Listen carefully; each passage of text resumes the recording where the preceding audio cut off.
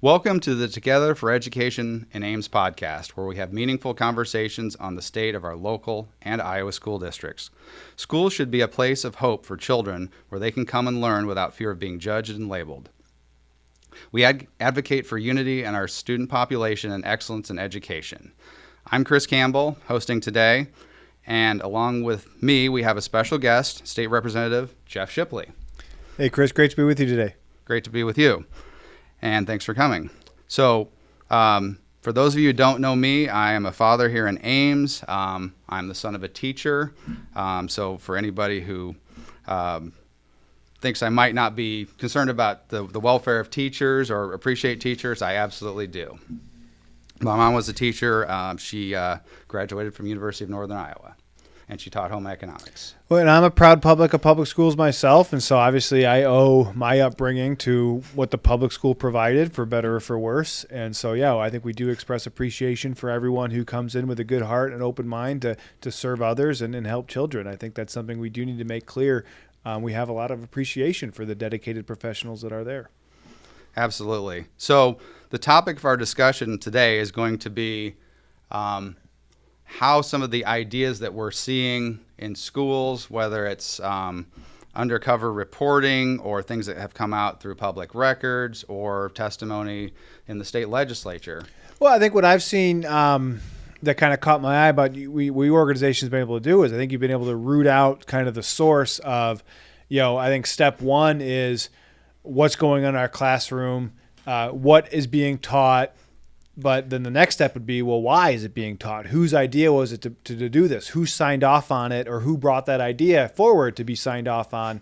And so I think your group has done a good job kind of digging to see, what are the roots of this, so to speak, and who's driving this? Who gets to say that an entire school district is going to learn, frankly, very radical concepts about human society and about human identity starting at a very young age? Who's making those choices? Yeah. So for today, we're going to kind of reverse things a little bit. Normally, people get to ask people in politics, state representatives, state senators, questions. We're going to give Representative Shipley, it's going to be a discussion, but we're going to give him the opportunity to ask us about what we know, because you've expressed a lot of interest in this. Yeah, well, if you just want to walk me through kind of the timeline of, I guess, how you got involved or on keen to these issues. So I just know from my perspective, COVID was still roaring and raging in the winter of 2020 and 2021. And then before we knew it, we were being hit with very important issues in education, a lot of concerns. And just, again, I say radical, not to disparage anything, but say radical meaning markedly or very different. When we look at how things are being presented in the school today, they are very different than how they were presented when I was in kindergarten or you were in kindergarten. I remember just the simple beauty of celebrating Martin Luther King Day in my kindergarten class, where my kindergarten instructor was someone who lived through the civil rights movement, so she could speak from her personal experience. And it was a very simple lesson that even a 5-year-old, a kindergartner, could understand.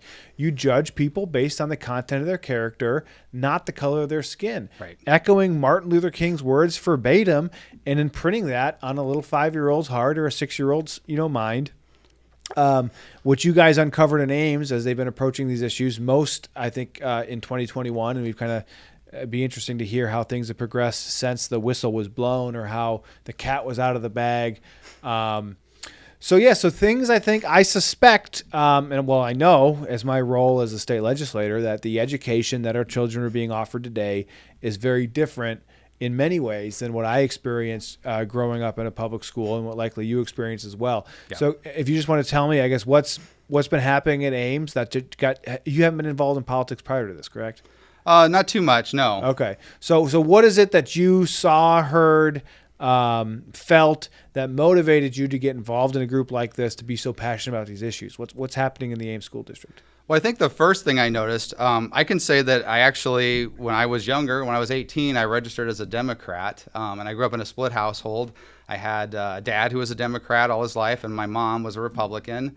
And they never divorced over politics or anything. And so you're not like a Christian homeschooler or anything? Or? No, I don't think so. I went to public high school. I graduated from Burlington Public.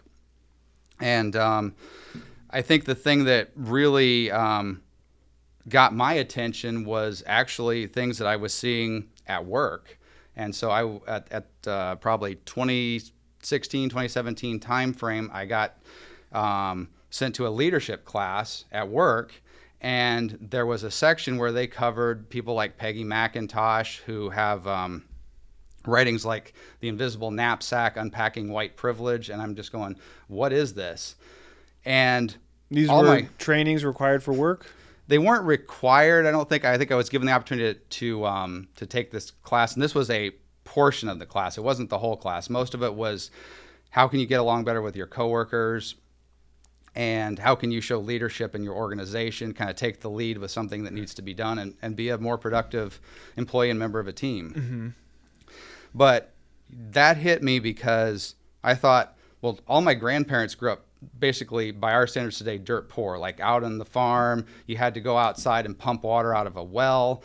So they weren't the Vanderbilts or anything like that. And I thought, where's this privilege? Because I certainly didn't hear about that from my grandparents. Mm-hmm.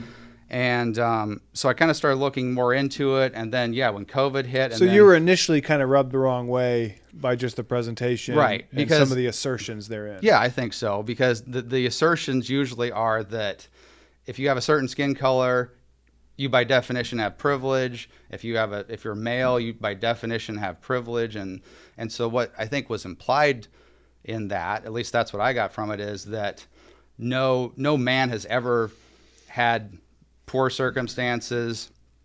No right. white person has ever experienced any kind of adversity in life. Mm-hmm. And so that certainly, when I look at today where I have air conditioning, and my grandparents didn't know what air conditioning was when they were a kid. Later they did when they were adults, but that's really not, that didn't kind of fit with what I heard from my grandparents talking about going out on the farm and harvesting corn and not having combines or anything like that. Those are all things that we know today and think are normal. And this was the first time that this kind of ideas had been presented in the workplace, or had you? I think so. Okay. Yeah, at least to me. I mean, maybe it had been presented to other people, but that was kind of my first run-in with it. And it just kind of ruffled your feathers a little bit, or? Yeah, I'm just naturally curious, and what I wanted to know was, where do these ideas come from? Where does somebody get the idea that, for example, my grandparents had a lot of privilege? Because, they weren't, like I said before, they weren't this rich family like the Vanderbilts who lived in a mansion and owned railroads and right. and all that kind of thing. So that was kind of what got me curious, sparked my curiosity. And then with some of the things that started happening around the COVID stuff, and then parents kind of were talking about what was going on in the classroom and all this, and I kind of made the connection there.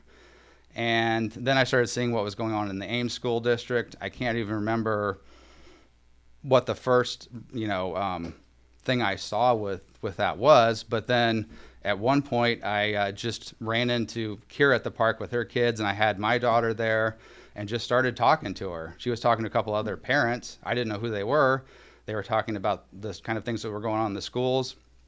And I was close, and I just kind of said, hey, I wasn't trying to listen in on your conversation, but I'm here at the swing with my daughter, and I heard you talking about something that concerns me too, and so can I join in on your conversation? Oh, wonderful. That's a very organic outreach type thing. That's Mm-hmm. You don't hear stories so quaint these days. I thought you would have met online or something. Right, yeah. We were all sitting there on our phones, and we're 5 feet apart, and then we just realized we're both on the same Telegram channel, right? Oh, no kidding. No, I'm okay. just joking. Oh. But it seems like that everybody's kind of buried in their phones, and I know you talked about that with us a little bit too. And yeah, so I guess how would you characterize your concerns? Or I guess what are your primary concerns with the school district now? And then we'll talk through that, and then we'll see where you think they're coming from. Well, I think things have improved, but I'm not sure if we're necessarily going in the right direction.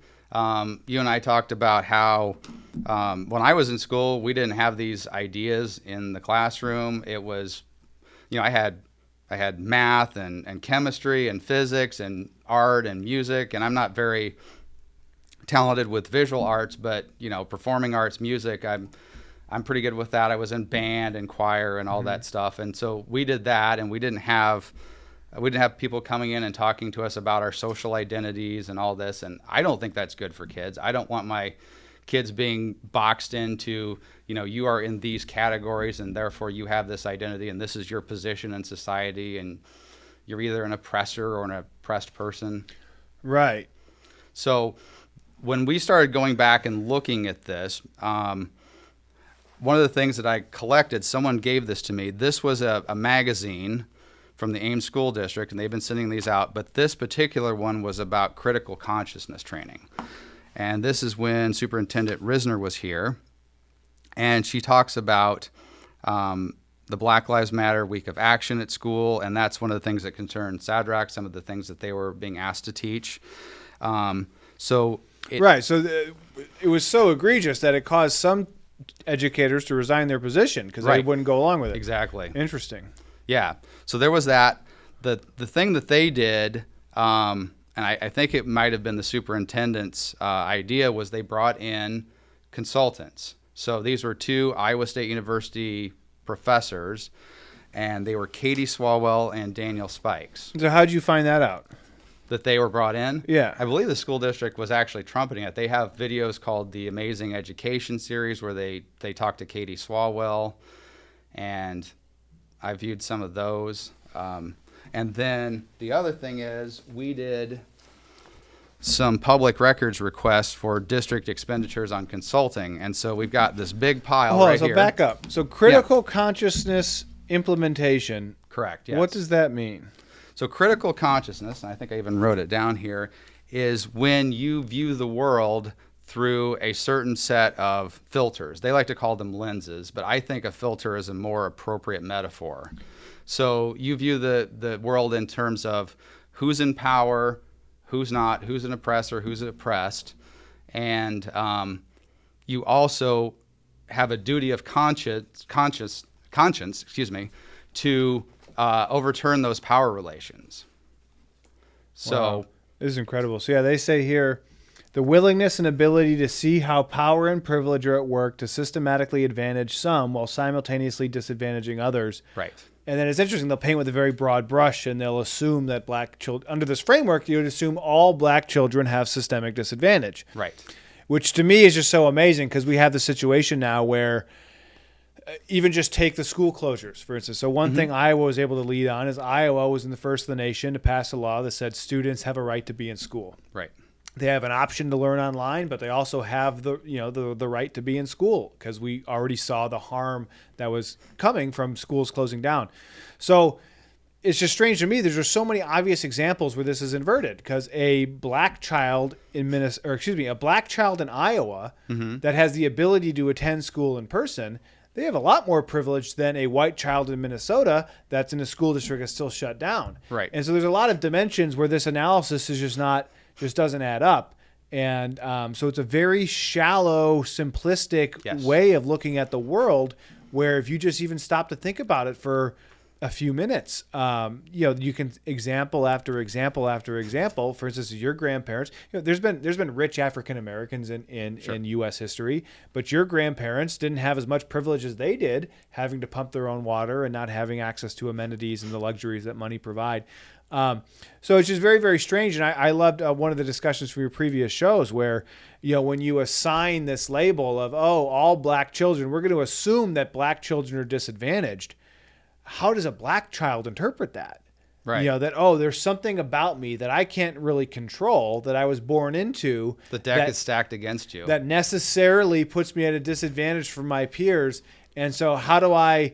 And this is what's so interesting about the psychological dimension of human beings, is often we are shaped by the projections and opinions of others, for better or good. And I think part of our life's journey is to get away from that and make sure we're formed fully by our own, thoughts and feelings on things, and being true to ourselves. I'd say the know thyself and true to thyself. Anyway, this is just completely crazy on its face. Let alone that they're publishing a magazine on it. And they sent this to every parent in the district, or who does basically this go out to? Every mailbox, I think, in the district. It's a magazine they regularly send out, but that was given to me because, and I may have gotten it and just not paid attention to it at the time because I didn't have any kids that were school age. I think, what year is that? This is exclusive. Part of it is understanding basic vocabulary. So this assumes that they have to bring in a whole new set of words and terms to even describe this, which is interesting because that's how they are governing this in this kind of linguistic,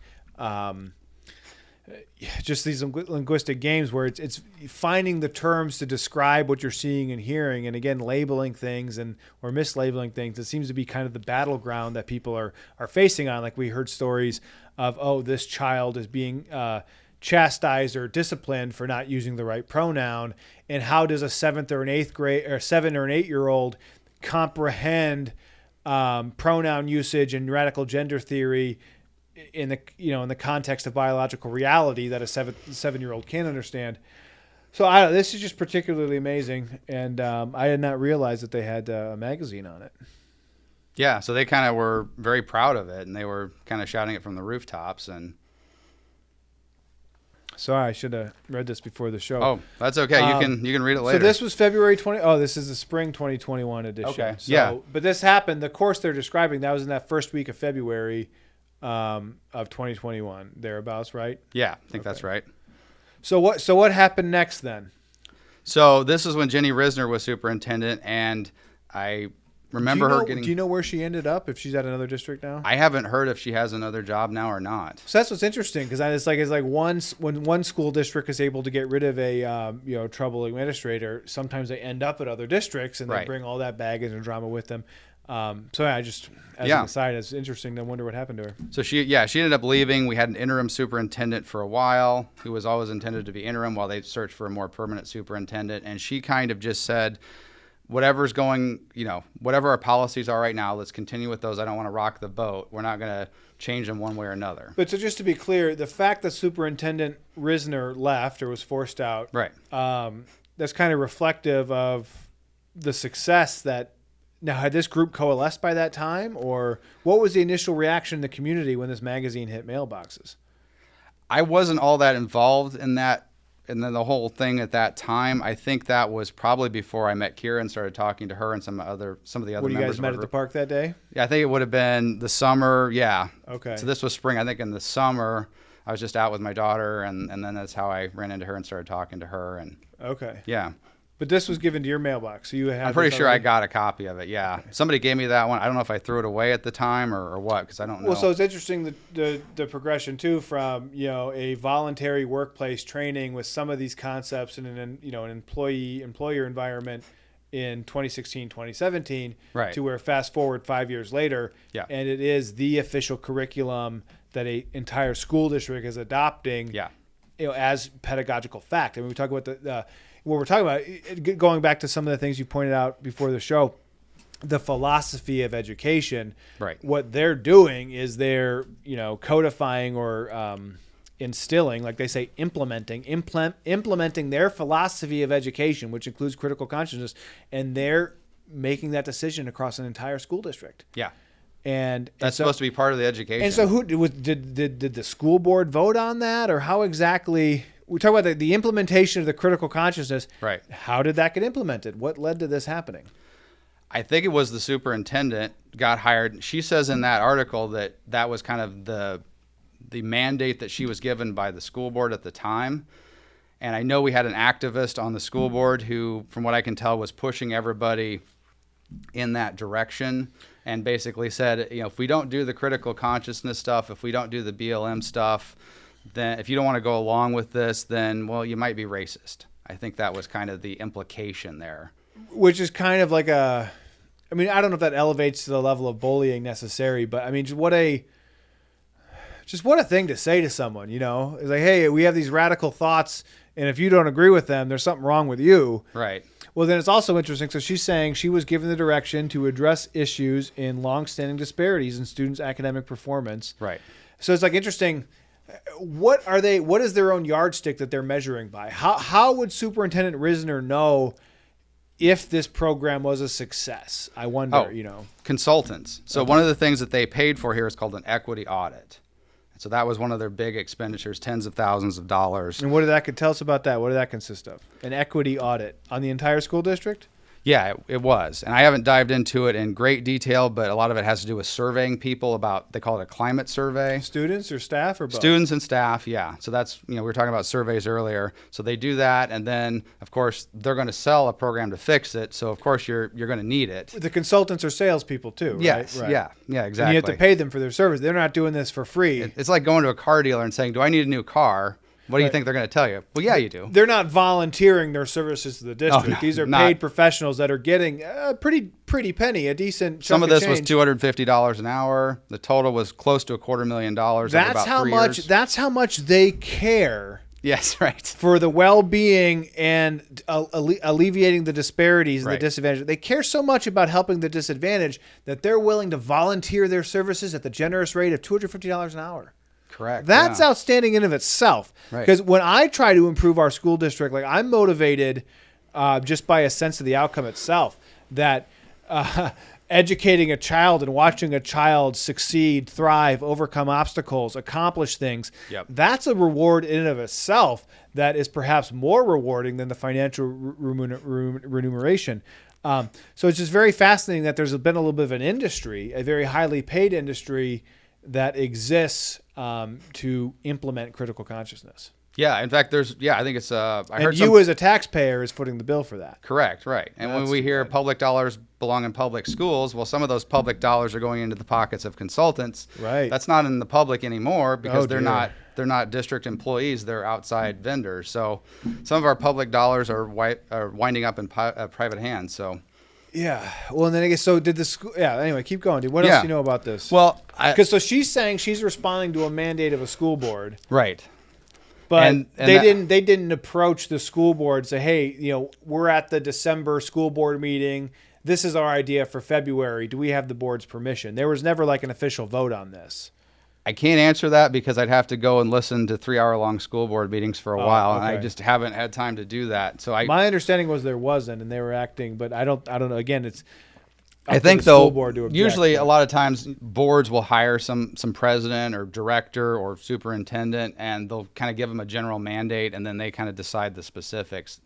That would be my guess, but I don't want to say for certain because I don't know. Well, because it's just interesting one, the public school is funded by everyone's tax dollars. Whether or not you have a kid in the district, right? You're going to be financing the school district. So it's like, where did the public come together and decide that? I mean, that's supposedly the democratic principle, right? We're supposed to come together, whether it's school board elections, local elections, in some capacity, we come together and we establish a consensus.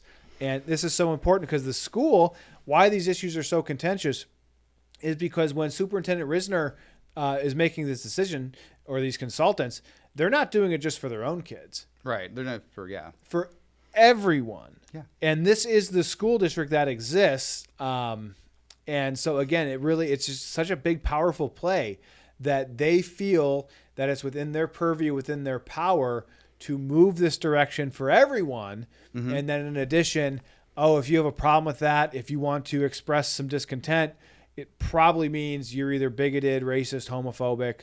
Even if you're a minority, you're still, expressing your white privilege or your white power or whatever by having even a contradictory or questioning opinion.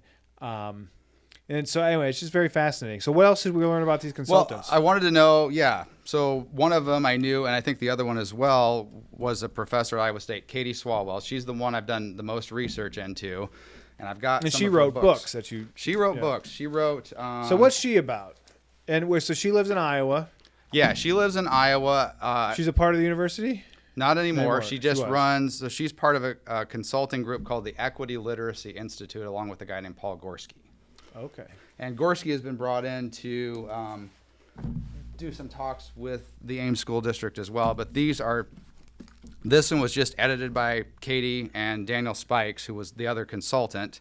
I got a bunch of stuff marked in here, but anti-oppressive education in elite schools, social studies for a better world, which is the most recent. So you've at least... just give me some summaries. What are these? Give me a little brief book report on each of these books. What are they trying to? What's the purpose of these books? What are the author trying to convey? Okay, so this is the most recent one. This is Social Studies for a Better World. How recent? When was it published? 2021, maybe. Let me see. Pretty recent. Let me have a quick look. 2022. Oh, okay. So very recent. The Ames School District did buy some copies of this. So it starts out from the perspective, as you can see here, it says an anti-oppressive approach. So it starts off with, I guess, the assumption that oppression is everywhere. It's pretty much a normal part of our society. That the existing approach is somehow oppressing people. Correct, yes. Interesting. And so how do you use the social studies class to be anti-oppressive and create a better world? Okay, any examples or any highlights? Sure, that you thought yeah, were we've particularly got compelling? so here's a good one right here that I had marked. So it contrasts what she calls the master narrative. Actually, this is also, I should correct myself, Noreen Nassim Rodriguez is one of her colleagues. She wrote it. She co-wrote it with her. So there's the master narrative of social studies, which, quote, upholds white supremacy, norms middle-class Protestantism, cisgender, heterosexuality, patriarchy, and ability. It erases indigenous sovereignty. It puts an emphasis on meritocracy, capitalism, and individualism. It sees the U.S. as an exceptional nation of constant progress. It has a view of the opaqueness of power, I guess is how you would say that. The bullet is just opaqueness of power. And the next bullet is omniscient narration with passive voice. So she contrasts that with a transformative justice social studies, which is what she's trying to implement. It confronts and disrupts white supremacy, colonialism, and imperialism. And we probably should at least ask people to look up what those mean, because they have two meanings. Because when I hear white supremacist, at least when I was younger, I would think of people like terrible people like the KKK, Right. that don't like people because of their skin color, nothing else. Right. When they say white supremacy, they have a different definition. And it seems like they have two parallel definitions, where there's one where most people are going to think, oh yeah, the KKK, they're terrible. I agree. They shouldn't be anywhere near education. But what she says is essentially that white supremacy, and this is part of this whole ideology, I guess you could say, is that it's an unnamed system of power that keeps white people dominant in the culture and oppresses people of color. So it basically includes anything that exists culturally. Yeah, it could apply to anything, basically. just about anything, yeah. When you combine that with, again, you're castigating the idea of meritocracy. So this is something that we've seen again and again, and most recently it was included in the University of Iowa Diversity, Equity, Inclusion presentation, that meritocracy in of itself is somehow an oppressive idea. And so it's just interesting, like, it almost disparages all merit whatsoever. Like, it's just Yes. so interesting. It says meritocracy is a myth. Well, and they'll try not to pretend it's a radical framework too. That these are very, very different concepts than how we've previously presented ideas, which again is in direct conflict with even Martin Luther King himself, Right. who was the celebrated civil rights hero. So it's just so amazing. Sorry to cut you off. Oh, no problem. Yeah. So the transformative version, this is kind of small print here, confronts and disrupts white supremacy, colonialism, and imperialism, centers IBPOC. So that's a new one. So that would be probably indigenous black people of color, Yep.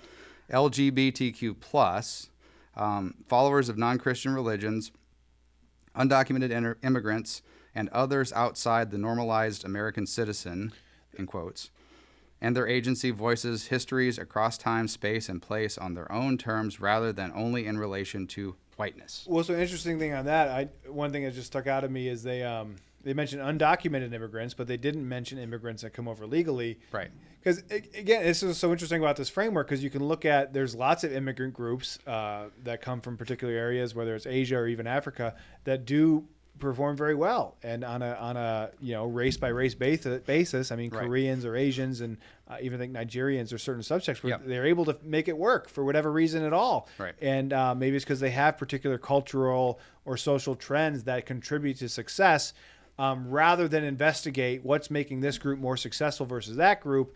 It's, their success is necessarily attributed to something that they're doing wrong, something that's unjust, something that's taking advantage of others.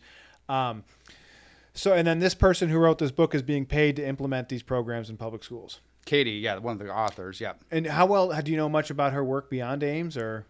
this equity group? I mean, are there a lot of school districts that you suspect are afflicted by this consultant? I don't. The last time I checked their website, they didn't kind of broadcast. Okay. And it may have been new at the time, but yeah. I imagine they would want to keep that a little bit secret because they wouldn't want to alert. And this is the big thing, is because these things are so radical, they're creating a lot of tension in school boards. Right.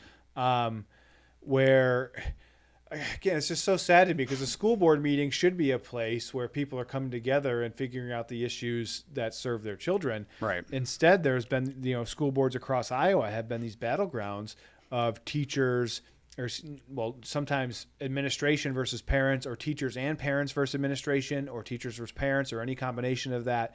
There's a lot of just growing animosity, growing tension and stress. And I just can't imagine that being a good environment for anyone, let alone children. So yeah, these are very radical concepts that are presented, and this person has appointed themselves to implement it in school districts and make a good living while doing so. And you're not being unfair or inaccurate when you call it radical, because in some of their books, which are ones you're only going to find in university libraries, you're not going to find them at your average bookstore because they're more academic, but they call themselves radicals. They say their ideas are radical. So, I mean, you're using their words, so that's very fair to say that. Well, and it's just amazing to me. Again, I can't stress this point enough, and I'm surprised it doesn't get much more mileage from some of the people who have their heads in the hand on this. I could quote Martin Luther King verbatim, and that could be assigned as a white supremacy notion, right, or erasing Black lives, or whatever crazy woke du jour catchphrase they want to use. Mm-hmm. Okay, so that's an interesting book. So they're basically saying that the social studies, instead of, I think in general, the social studies were teaching a lot about, the Western civilization, whether it's the history of America and how this country was founded, which I remember I excelled in those lessons of just, learning the history, just the bare minimum, where the battles of the Revolutionary War were and such. But at least we did have a curriculum on, the students are supposed to take a Constitution test as a condition of graduation. Mm-hmm. And now they're basically saying under this framework that even the Constitution itself needs to be, transformed, radically transformed, mm-hmm. and should only be taught in the light that it was an oppressive document that came out of these systems of oppression, and it's mm-hmm. your job as a student to undo these things or transform them. So this is just, again, it's just very. I'm even having a hard time comprehending it, to see them describe it so starkly that I don't know what other way to interpret this, but based on what you just described, their objective is that they want students to have a energy that will create a social revolution, that these students are meant to completely undo or redo or rework the existing structures that undergird our Western civilization, including ideas like meritocracy, mm-hmm. that you have to contribute something valuable, or you have to distinguish yourself in a positive way and able to get merit and social recognition. Mm-hmm. And hopefully that translates into ability to make a living and such. So it's just dumbfounding. I mean, I'm constantly amazed at how just egregious and bold. Yeah. The fact that they could write this and publish it, and hidden in plain sight. And yet I still have to deal with people that pretend that these concerns are exaggerated and there's nothing going on in the classroom. So, anyways, that's a good book. The other thing I'll quick hit on is the power and identity chart that she did. We've seen this before. She put it in the book. Oh, I think I've seen this one. Where you look at your gender and race and everything, religion, and then you determine from that whether you are in the oppressed group or the oppressor group, and then you kind of add that all up. And what's so sad about that, 8-year-olds, third graders. Yeah. Oh, you did a good job marking this up. You're a good reader. Yeah. I need to be as literate as you. Is it basically, if a kid sees it, are they being taught that this is the only thing that makes you a human? The only thing that matters about you is your age, your social class, your gender, your race, your ethnicity, your language, your ability, your sexual orientation, your religion? Well, that was one of my concerns as I read it. Is that how we're going to break down who we are? I mean, if I meet Jeff Shipley, am I going to say, well, the whole of Jeff Shipley is who he is as a person is, what's your age, Jeff? You're a man. Okay. I'm just a white straight man in my 30s who goes to a Catholic church every now and again. Yeah, you're a Catholic, so that's apparently oppressive. You don't care about my garden. You don't care about my pets. You don't care about the love and the loss and everything that's made me. You don't care about my relationship with my parents and the investments that they made in me. You don't care about the real difficulties that I've had to overcome, or the try. I mean, it's just so amazing. Right. You're putting human beings in a small little box, and you're saying this is who you are. These are the dimensions that you will measure yourself in life that will necessarily lead to your position in society. And no kidding, we have a lot of kids with mental health issues because I think they're believing some of this stuff, and they're being caught in a prison of their own own shallow identities. Yeah. It's horrifying. Yep. So this book is Educating Activist Allies. This was published, I think, in 2013. It's part of the Critical Social Thought series, which we can talk a little bit about. So that was also interesting, too, how kind of long that, these books, you mentioned the previous one was 2022. This is 2013. Yep. This is kind of a long line of thinking that's existed in academia for several decades. It has. And I have another book here that... So Swalwell's not really even a pioneer in this thought. She's just kind of a come-lately cheerleader who's trying to cash in on She's definitely not one of the first. Right. She's one in a long line. Now, where did she go to school?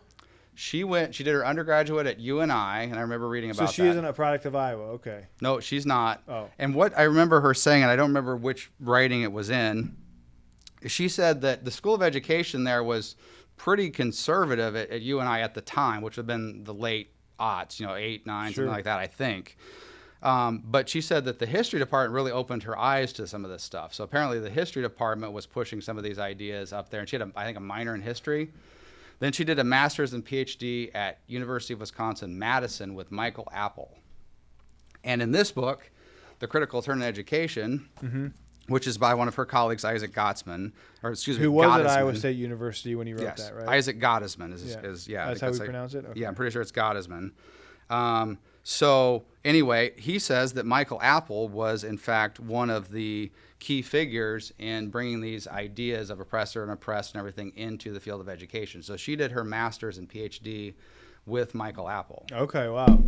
So, and then she was a professor at George Mason University in Virginia for a while, which is right outside the Beltway. And then she was a professor here. Which is the big thing to understand. These people are building off of the work that came before them. They're not really trailblazers.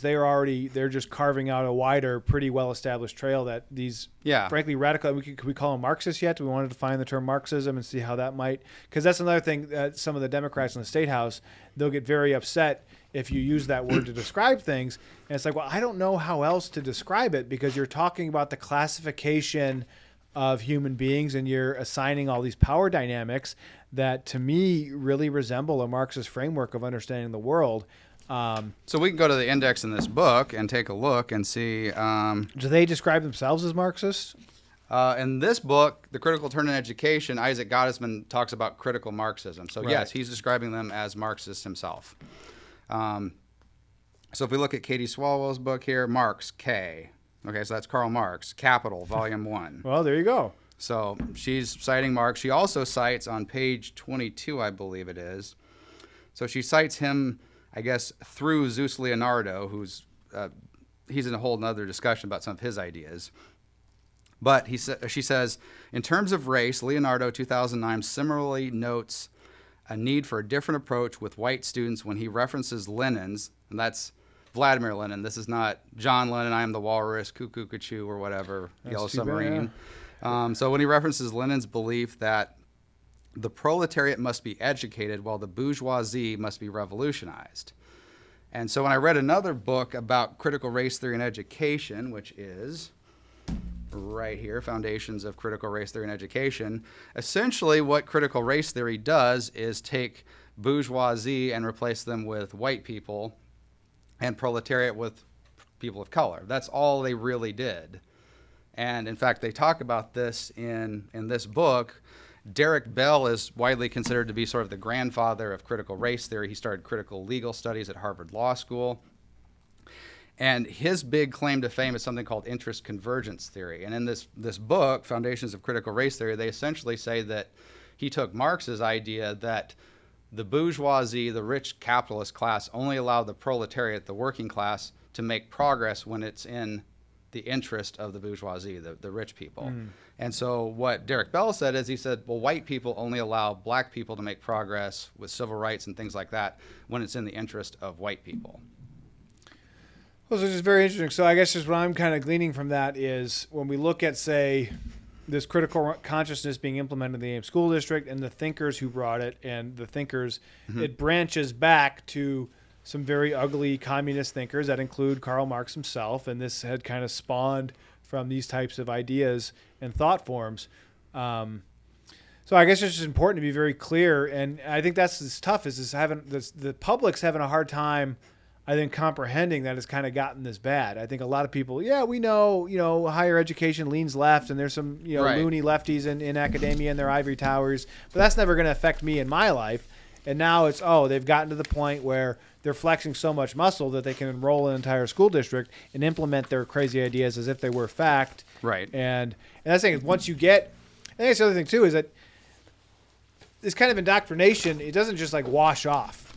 No, it doesn't. If you sit a kid down through, a couple hour lectures and you introduce them to new vocabulary and you introduce these thoughts into their mind, you can't really unlearn or forget that. And so it's just, it's possible to do a lot of damage in terms of a kid's worldview and understanding of themselves and the world. It's possible to do a lot of damage in a very short period of time.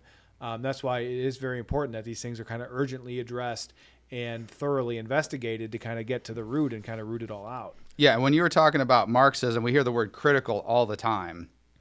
One of the books that I read, especially some of these books have really good introductions where they kind of explain this in easy to understand terms, and some of them don't.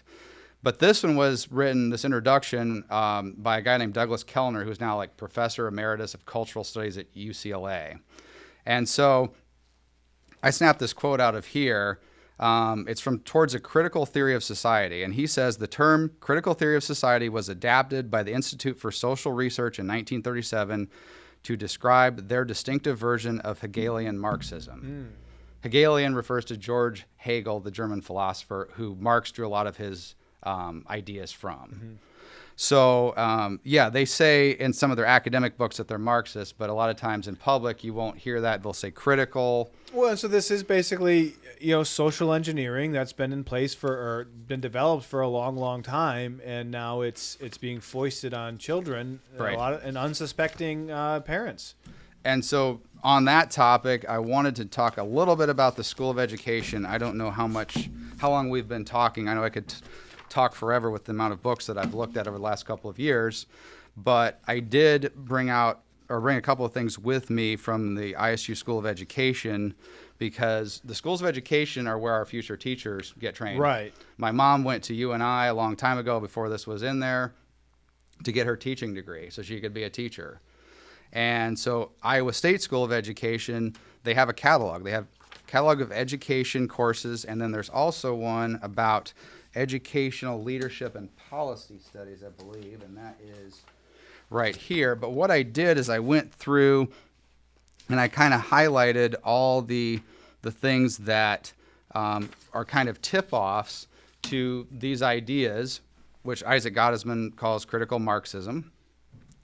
And there's a lot of them. I mean, I go through here and it talks about equitable science. I don't know exactly what that is, but it has something to do with the definition of equity, obviously. There is one called Education 405, which is, it's on one of these pages here. 405, Social Justice Education and Teaching, Early Childhood and Elementary. Okay. So the teachers are being trained how to do this then, Yeah. as a part of their, is that a requisite or a requirement for graduation, or is it just a higher level course? Or It's a 400 level course, so it might be, the prerequisites are Education 201, 332, and concurrent enrollment in 377, 448, 468, and 468C. So a lot of times when you get to 400 levels, you get a sort of a buffet or smorgasbord of courses that you can choose from. You have to choose one from this group, one from this group, and one from this group. So you get several options. I didn't dive in to see if that was a required course or not, but there's a lot of them here. well, then I wonder, you wouldn't happen to know how long those courses have been offered for, would you? I don't know. Because that's, again, trying to just trace back Yeah, so we're here in Iowa. We're not nearly as bad as some other places in the Right. union or in the world. But yet we're still seeing these issues, and they're obviously pernicious enough to be institutionalized, where there are courses that are being offered. And I mean, just to make it clear, the phenomenon that we are seeing this attitude very present among the next generation of educators, where it is the younger people who are, they're the ones who are feeling entitled to keep secrets from parents, are so entitled that they view it that it is their responsibility to form a child's identity or form their worldview, even at the expense of their parents' worldview or other social upbringing. So it is astounding that it's, I don't know how else to put it, but yeah, the teacher training colleges is very much infected with this kind of ideology, and we're starting to see the bitter fruits fruit of that. Yeah. And the then rotten this fruit, though, yeah, whatever. Not the, exactly. But this one is the Educational Leadership and Policy Study. So this is going to be a graduate level course. This is 600 series. And it's going to be for people who want to go into administration. So you see a lot of superintendents and principals with either master's or PhD degrees. So this is going to be probably part of that, leadership and policy. So, I mean, I can look here, social justice theory, critical examination. Remember what critical means, critical Marxism. So you're going to examine it through a Marxist lens or filter. Exploration of central tenets of critical race theory, exploration of gender and sexuality in education, social justice, theory of inclusive leadership, et cetera, et cetera. So where do you see all this going then? I mean, so obviously, where does this end up? What's going to happen in society? What's going to be the social impact of children being exposed to these ideas from their teachers? I think they're going to be more accepting of these ideas when they grow up. And I think that's the idea, is that if you start teaching these ideas of oppressor and oppressed and all this when kids are young, they're going to be more likely to accept it as adults. I don't think that, and there's always going to be, we all have personality differences, and my dad says I'm always one of the types that will buck the trend and kind of do my own thing and not just go along to get along. But I think a lot of people, after going through this as a kid, they're not gonna question it, right? Unless something really strange happens or something monumental happens in their life, then they might question it. But that's what we're seeing in schools too, with what you were talking about with Kira, with some of the legislation you and others in the General Assembly have passed. The go along to get along people, or the people who are worried about their job or just are not somebody who likes to rock the boat, are going to they'll see the winds changing and they'll go along with it. So I think there's going to be, more of this, and it's just going to be kind of a feedback loop, I think, where it's going to be, you're going to have more people who come out of high school interested in this, or at least accepting of the ideas of oppressor and oppressed. And it's just going to get more and more until the hope, from what I can tell, is that there's going to be what they call radical social change, which might be a peaceful revolution, it might be a violent revolution, but they always call it radical social change. So, well, it's interesting. I mean, the children are definitely being radicalized, and I guess things I've seen is even just threats of violence for political purposes. I mean, we've seen more of that. But it's interesting. Like, again, I want to go back to if they are using any sort of yardstick to kind of measure these outcomes, because I might suspect, or I'd be not surprised if when things are kind of forced down people's throat like this, like sometimes it can cause a negative backlash. Yep. So one interesting story was Oregon, their state legislature said you got to put feminine hygiene products in the men's restrooms in schools, and you're already seeing those things being vandalized. Right. Now, they're going to say, oh, well, the boys who are deciding to vandalize these feminine hygiene product things, they're doing so out of their own their internalized own, or not internalized, but misogyny. Their transphobia. Sexism, they're just and there's something wrong with them that if they're lashing out at this, it's indicative that that they need to do more work and they need to be more educated. They need to have they need to be learning this younger and younger. So it's just very interesting the kind of cycles that it initiate. But in the New York Times this last week, they had a pretty candid admission that they talk about health disparities in LGBTQ populations. Right. And I say, roughly speaking, for the last 10 years or so, I think Iowa, we did legalize gay marriage. The Supreme Court did that in roughly 2009, I think it was. So we've had at least over a decade where these themes or this acceptance or this tolerance has been kind of preached.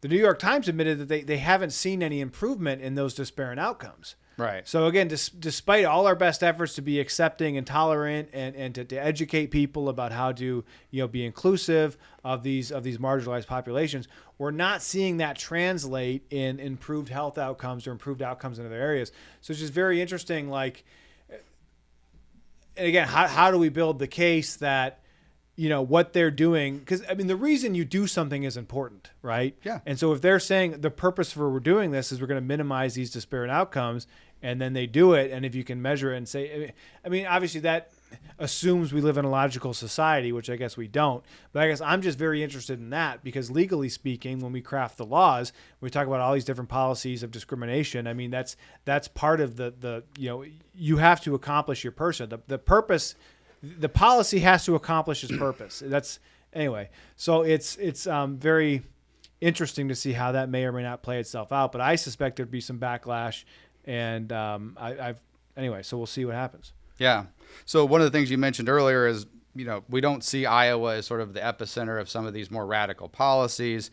One of the things that Iowa State did, there hasn't been anything recent published in here that I can think of, but they started something, this was the School of Education again, called the Journal of Critical Thought and Praxis. We know what critical thought is. Praxis is putting the theory into practice. Wait, so that's Iowa State has a journal called that now? Yes. The Journal of Critical Thought and Praxis. And when did that start? I think it was the late teens. It was really active for a while, and I've got several articles. This one here. So it's roughly pre-COVID. Yeah, pre-COVID. So humanity is not a thing. Who publishes this? Is there in their education school or someone else? School of Education. Yeah. Oh dear. White supremacy is pervasive in K through 12 education and frequently enacted through traditional social emotional learning. So white supremacy is enacted. Right. That's 2020.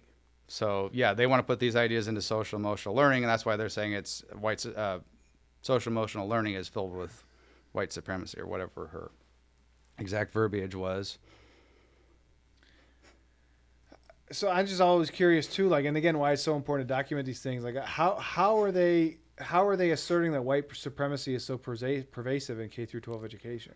They do it based on, and you have to go back to remembering there's at least two definitions of the term white supremacy. There's the one that we abhor, which is the KKK, the Nazis, everything like that. And then their definition is anything that doesn't produce equal outcomes among demographics is white supremacy. So white supremacy is that, okay. So if you have, let's say in an elementary school, in a given week, there are 5 white kids that get disciplinary action, and there's 6 black kids.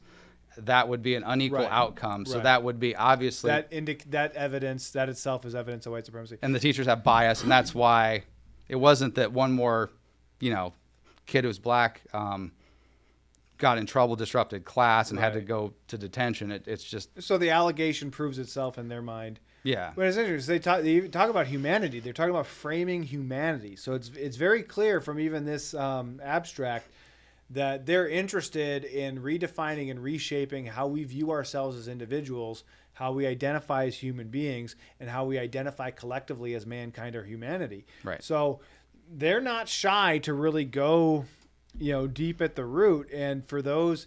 Again, it's so shocking to me. I've been, immersed in this for the last 2 years or more or whatever, but it's still just so shocking to see how plainly they're stating that they do want to socially re-engineer, our basic social interactions and our basic self-perceptions of how we view ourselves as human beings. And they want to use social emotional learning in our education system to do that. And they are doing it. Right. That we're down the slope here quite a bit on this already. So this really is, the kind of the decision point that, now that it's kind of out in the open where this is, I guess, undeniable, or maybe a few years ago in certain school districts, because that's, I think, one of the common things we saw in the Iowa House or there's been a handful of Republican legislators that did not vote for our legislation, so, well, it's not happening in my area. It's not happening. And even the Democrats say that we're just exaggerating or pulling things out of thin air, or they'll pull up ridiculous examples and do red herring kind of things. But this is really in your face. And this is obviously in your mailbox. It is undeniable to the point where people have to make a decision.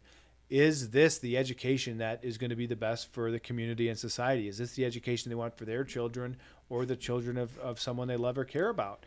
And so we really need to face this head on and call it what it is, and label it for everything it is. And so I just really appreciate your ability to break that down and bring the documents or the receipts, if you will, and the references and the stack of library books.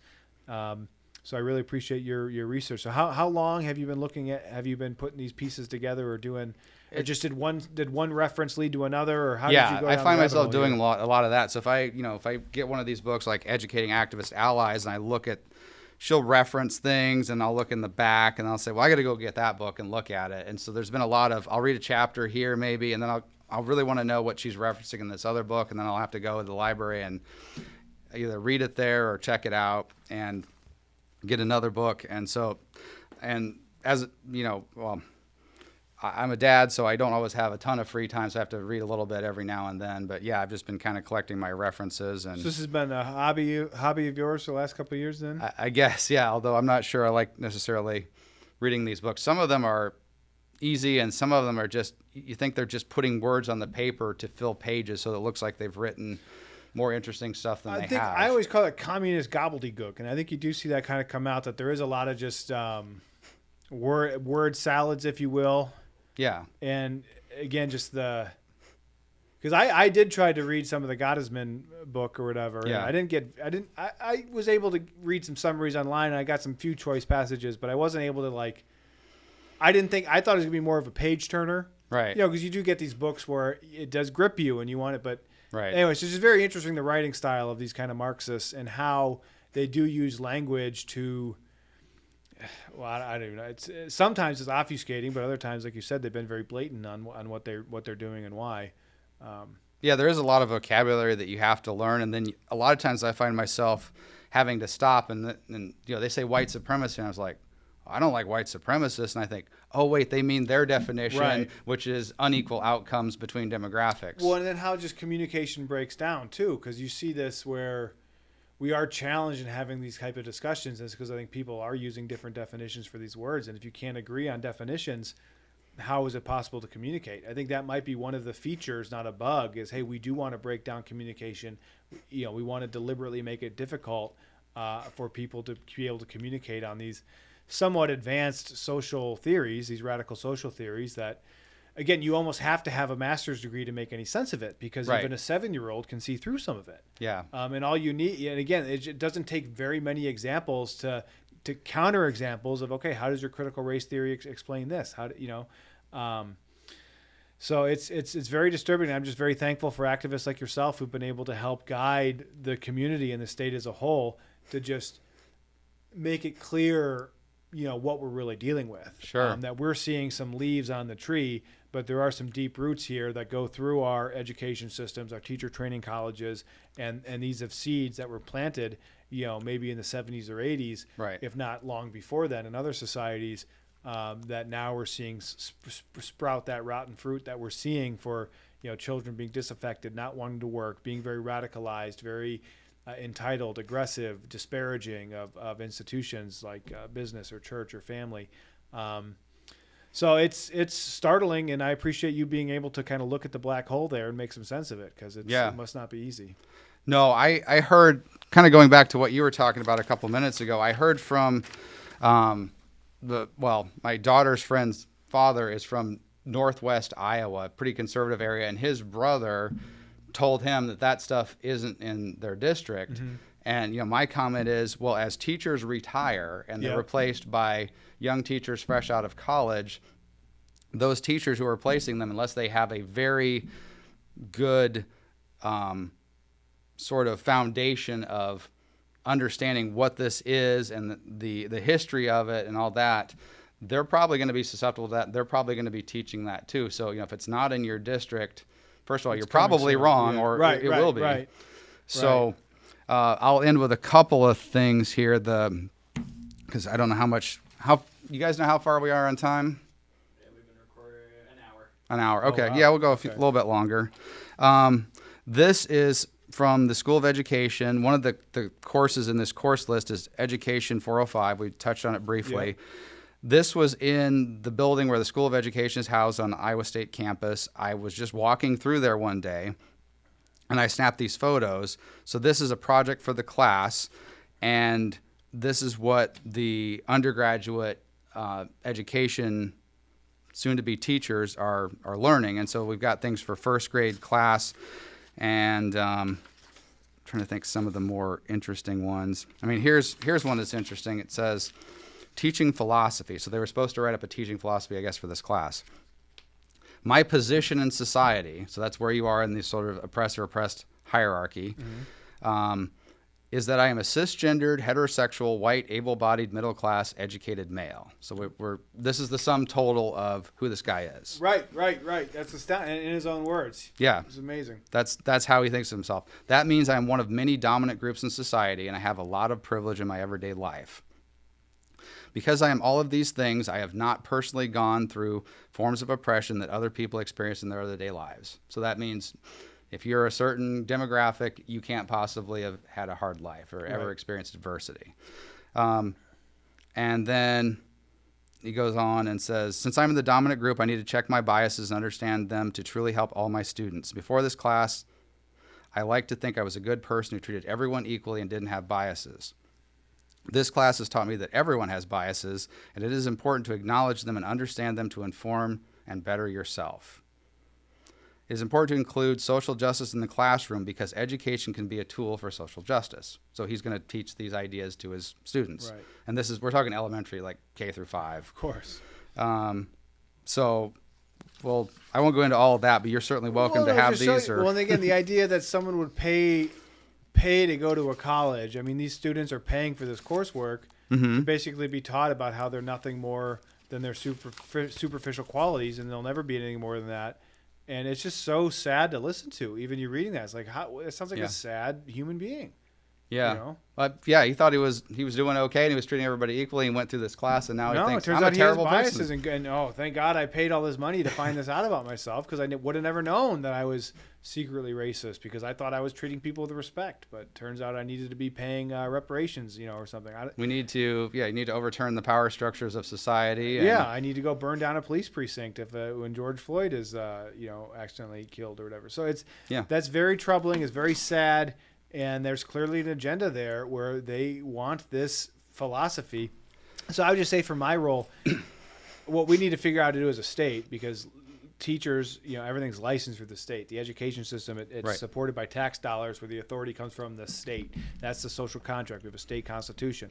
We need to make very clear and put it into law our own philosophy of education, which definitely excludes anything of that superficial, anything that sniffs of Marxism does not belong in a classroom. And we do have that power in the state of Iowa to make it very clear. This is what our these are the standards of excellence in Iowa educational institutions. And if you're unwilling to meet that, you're not going to be licensed, and you're not going to be able to levy tax dollars.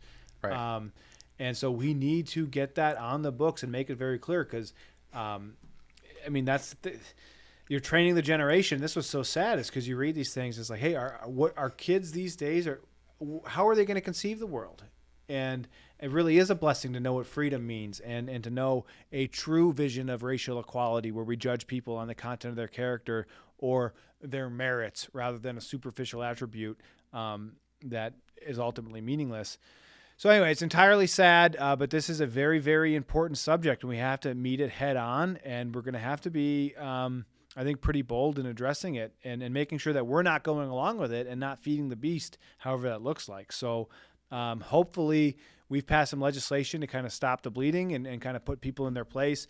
I know, despite efforts to flaunt the critical race theory law in Iowa, at least in my local area, I think the law's been working out pretty good. We've heard some good success stories, how these laws have kind of pumped the brakes and kind of adjusted behaviors.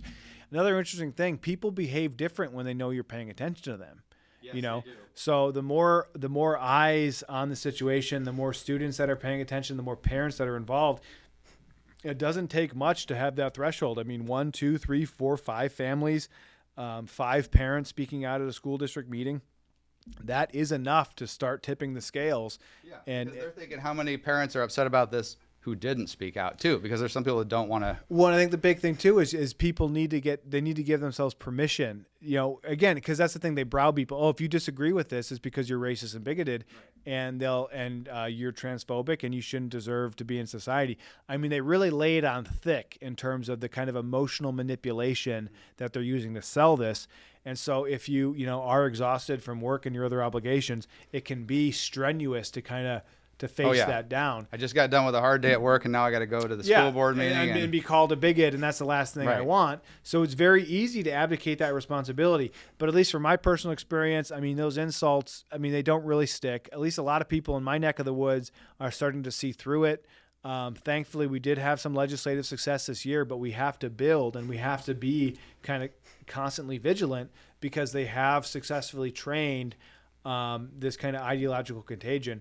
And I'm not exactly sure how we're able to put the genie back in the bottle. I think it is very, very important that we allow everyone to express themselves and their ideas and their political ideas, in the public square as best they can. But these ideas need to be debated. I mean, it needs to be happening in broad daylight. If you're going to be enforcing this curriculum on a school district, bring it to a school board meeting and have the public weigh in. That's what should be happening in a democratic, elected society. Sure. And that's what's not happening. It's being foisted. But part of the reason why people are getting away with it is because, too many people have been asleep at the switch and have allowed, they've voluntarily abdicated that responsibility. They've trusted the experts. They've trusted. That's one of the things. Oh, how dare you second guess the curriculum? These teachers, they've been to school. They know what they're doing. Yeah, I know they've been to school. We've looked at some of their coursework, and it's terrifying. That's why we're here. Yeah. So we need to, just make sure we're speaking up and speaking our truth, expressing ourselves. And hopefully this should be a lesson to our young people when they see their parents standing up for what's right and standing up for something as basic as truth. That no, you could have your radical ideas. We just want to be able to speak truthfully what we see about them. I think that's a great lesson that our children need to learn, because I think that's one of the most important lessons in life is knowing who you are and what's truthful to you, but then taking that next step and being able to speak that truth publicly. And it's often a lot of noise. I mean, but that is one of the saddest things I have heard is parents who are afraid to go to school board meetings because they fear there's going to be retaliation one way or another. And I think that fear is valid. I think that does happen. So it really is a call to strength and courage to face this down, because I think unless we're able to carve out enough young people and protect them from this type of predatory ideology, I think it does lead to a very dark place. And we have the record of history that shows just how dark it can get. And so we're not immune. I mean, the power of stupid people in large groups, unfortunately, does seem to be the kind of point of history. So hopefully the blessings of America and everything that we had growing up, my white privilege of having a mother and father who loved me, who were involved in my education, my white privilege of having an educator that lived through the civil rights movement. My biggest privilege right now as a human being is that I went through an education and wasn't indoctrinated with all this gobbledygook. Right. I didn't know what a transgender was. I didn't have to read library books detailing how to pleasure the human anus. I'm privileged because I didn't have to go through what the kids are going through today. Right. And it's so... it's just amazing kind of where we're at and how twisted it is. And I just really appreciate the space for this discussion, because I think it's really important, the work we're doing and really getting to the root of what's driving some of this. Well, when you talk about the dark places it can go, I just realized I need to put this in there because my mother-in-law will be watching this. She's interested to see it. So my mother-in-law is descended from Ukrainian immigrants. She grew up in a Ukrainian community in North Dakota. And one of the things, I guess, that got me concerned was hearing the stories, because I don't remember hearing about this in my K through 12 or higher education at Iowa State. She talks about how the Soviets came in and they starved the Ukrainians to death. Yeah, the Holodomor. Yeah, the Holodomor. Yeah, Holodomor. Yeah, whatever. Yeah. So, I mean, as many as 10 million Ukrainians were starved to death. So this would be a good place to end. This is another thing. I was very pleased. This was listed as one of our caucus priorities in the beginning of the 2023 session. Unfortunately, it didn't get across the finish line. But similar to how state law requires students to pass the Constitution test, there should be some coursework on what I would call the evils or the reality of communism, that students know, that it's common household knowledge that millions of Ukrainians were deliberately starved by the Soviets as a means of exercising political control over them. Right. That is within the reality of where these ideologies lead, similar to the Chinese Cultural Revolution and the terrible atrocities that happen over there. That should be common knowledge that you're required to learn as a condition of graduating high school in the United States. And so I initially had a bill, one of my first bills as a legislator, related to the Gulag Archipelago, because that was a popular text that Jordan Peterson had brought up at the time, and still does. But so that is on the docket. And so I would encourage, for the people who are concerned about this ideology, as you detailed, this Marxist ideology, or this ideology that's rooted in Marx, I think one of the solutions we could have is making clear one of the standards of curriculum in the state of Iowa is that every high school graduate, the expectation would them to know how bad and how evil communism is and can be. So if that's something that you think would move the needle on this, I would encourage people to start reaching out to the legislators now. Include your local school board people on that discussion so they know it's something that you expect in your education system.